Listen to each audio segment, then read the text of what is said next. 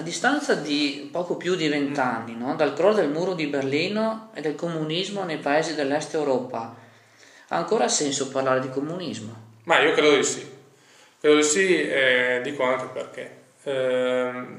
Io, ripeto, ho iniziato a fare politica quando avevo 16 anni, poco più di 16 anni, e il muro di Berlino era caduto da poco. Insomma, gli anni 70 erano passati da tempo e non c'era il comunismo, non era neanche più di moda, devo dire la verità, come fosse lo stato per un periodo importante della storia d'Italia.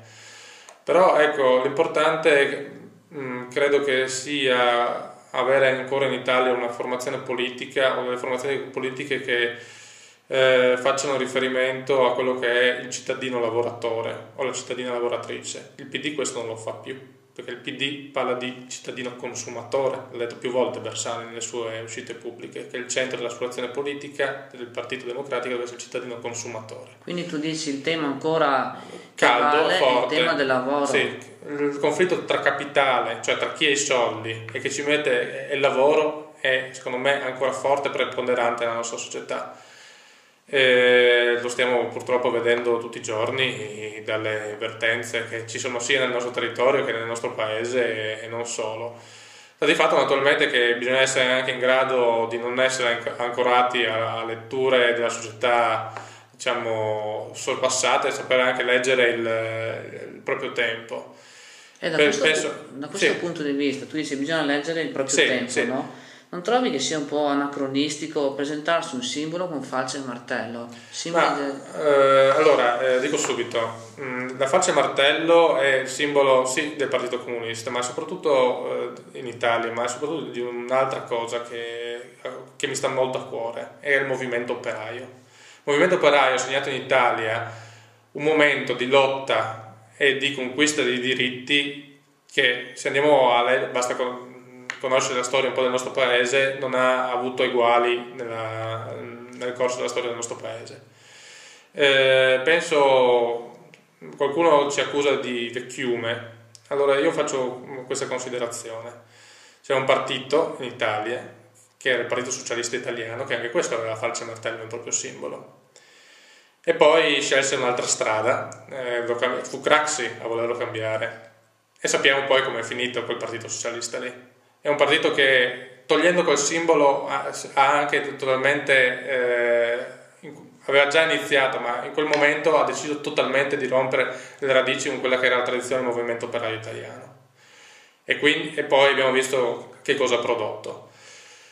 Ancorarsi ai simboli, secondo me, può essere sbagliato. Posso interromperti un secondo, perché l'argomento mi interessa. Tu hai citato, no, Bettino Craxi, socialista, e tu hai detto non sappiamo com'è finito. Io penso che l'allusione sia il fatto di Tangentopoli. Sì.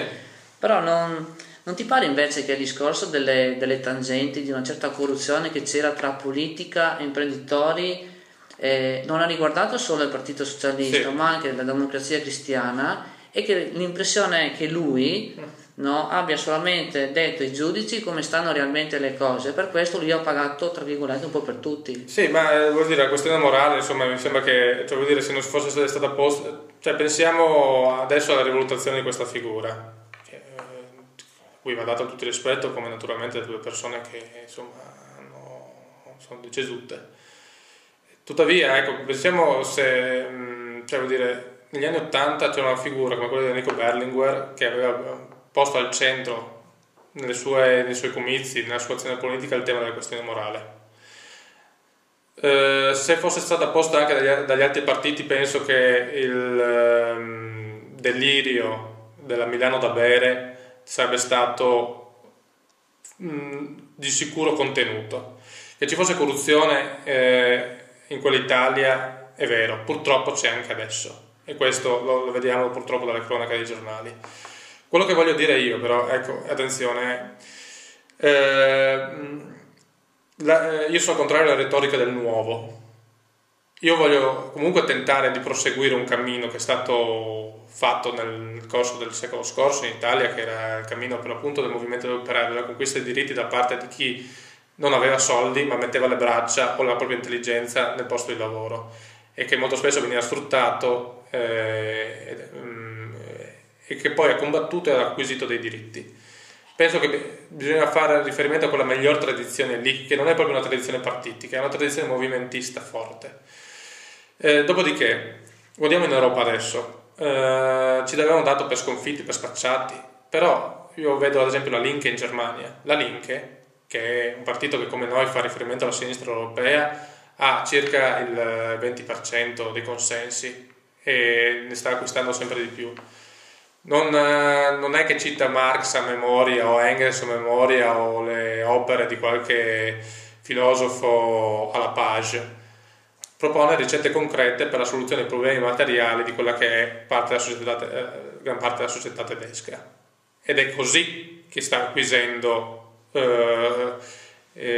successo elettorale. Il tema del reddito, il tema delle tasse, i salari, le tasse sul lavoro naturalmente intendo, il tema dei salari, il tema dei servizi sociali, ecco, perché lavora su questi temi, non fa filosofia, fa politica e la fa in maniera pratica e concreta.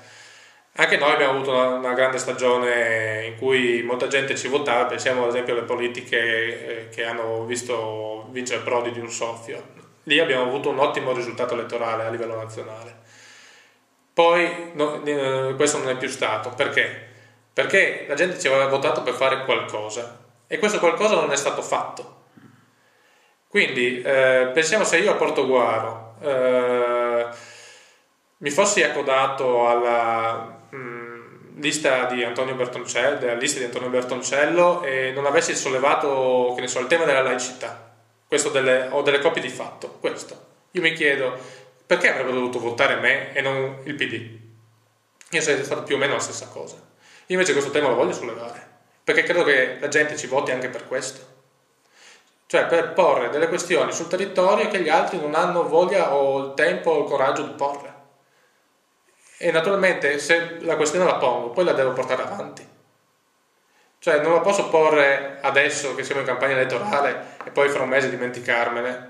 Oppure sul tema delle centrali di biomassa fare una cacciara in campagna elettorale o in pre-campagna elettorale e tra un mese facciamo uccel di bosco. Ci siamo presi degli impegni, penso, con il nostro elettorato, che sarà anche scarso a Portogallo, però insomma comunque c'è ancora, o comunque e con sulla base delle proposte che abbiamo lanciato tentare di continuare la nostra linea politica, pensare di fare cacciara per poi una volta magari seduto in giunta o in consiglio comunale e una volta presa la famosa sedia tacere non ha senso, perché soprattutto un partito come il nostro diventa più che deleterio, diventa distruttivo.